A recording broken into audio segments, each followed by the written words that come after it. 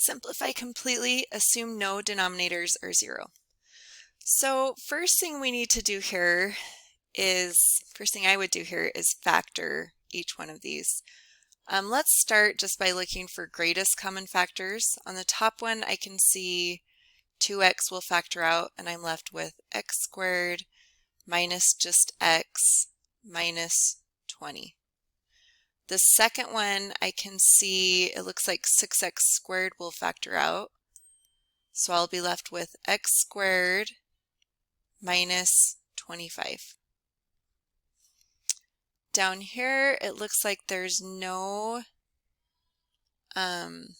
greatest common factor. So it looks like we'll have to do the rainbow method where we multiply 2 and negative 12. And maybe we'll do that in just a minute while I bring these other ones down. So for this first fraction, let's go ahead and bring this one down. I have 2x times x squared minus x minus 20. I definitely want to check in here to see can that be factored further. Well, factors of negative 20 that add up to negative 1, I can use negative 5 and 4. So for this one, I'll have 2x times x minus 5 and then x plus 4. Okay, so now let's go ahead and factor this bottom one using the rainbow method. So I'm just going to bring that over here. So 2x squared plus 5x minus 12. I'm going to multiply 2 and negative 12 to get a negative 24. So I need factors of negative 24 that add up to 5. I'm thinking let's try 8 and negative 3. Well, 8 times negative 3 is negative 24. 8 plus negative 3 is 5x, so that will work. So now let's rewrite this using 8 and negative 3. So we get 2x squared plus 8x minus 3x minus 12.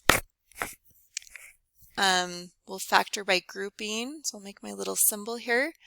So greatest common factor between 2x squared and 8x is going to be 2x.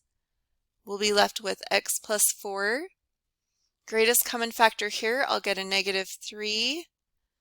This will change both signs, so I get negative 3x divided by negative 3 is a positive x. Negative 12 divided by negative 3, I get a positive 4.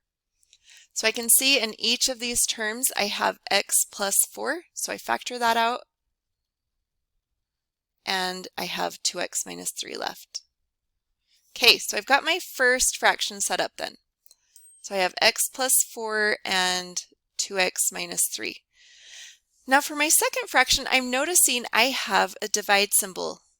So when I divide fractions, what I need to do is flip the second one and multiply, or multiply by the reciprocal. Those mean the same thing. So the 6x squared times x squared minus 25 will come to the denominator. So I've got 6x squared, but I'm noticing on x squared minus 25, well, this is a difference of squares. So I can factor this to x minus 5 and x plus 5.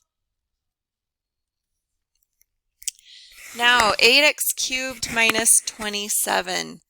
This one I have a difference of cubes. Okay, this one might be hard to recognize, and if it is, I would just recommend practicing a few of these problems so you can start recognizing them. So the formula is if I have a cubed minus b cubed, it will become a minus b. And then for the second one, I'll have a squared. I'll have the opposite sign since that's minus. This will now be plus a times b, and then the last sign is always plus, so plus b squared.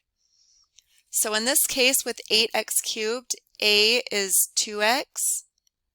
So I can tell because 2x times 2x times 2x equals 8x cubed.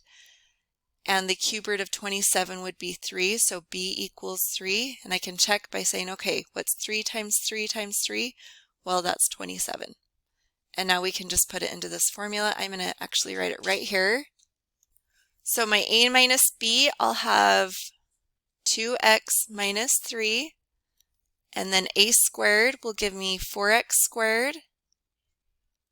A times b is 2x times 3.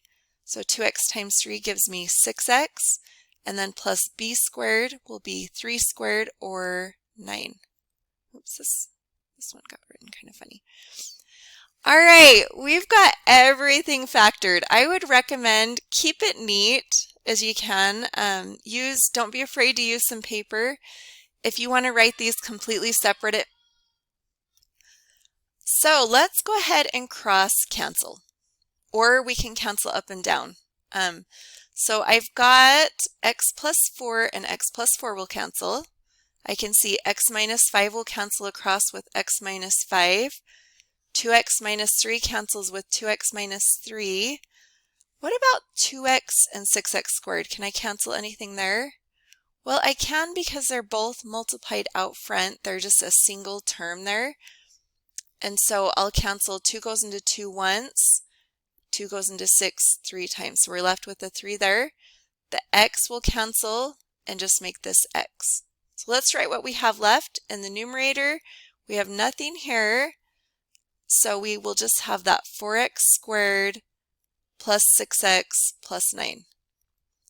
In the denominator, we don't have anything here. We do still have a 3x times x plus 5. So that would be our final answer. If you want to multiply the 3x into the x plus 5, I'm okay with that. But it just needs to be some form of this. Nothing else will cancel.